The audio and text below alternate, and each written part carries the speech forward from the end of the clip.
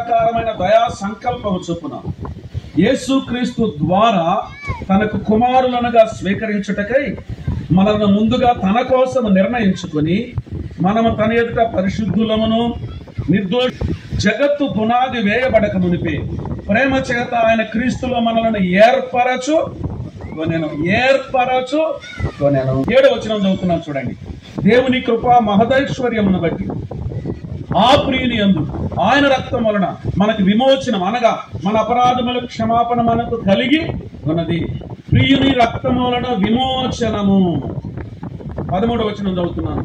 మీరును సత్యవాక్యం అనగా మీ రక్షణ సువార్తను విని క్రీస్తునందు విశ్వాసం నుంచి వాగ్దానము చేయబడిన ఆత్మచేత ముద్రింపబడితే. ఓ ప్రియమైన వారలారా, మన ఎడల దేవుని ఏర్పాటు ఎంత గొప్పదో ఆలోచన చేయాలి.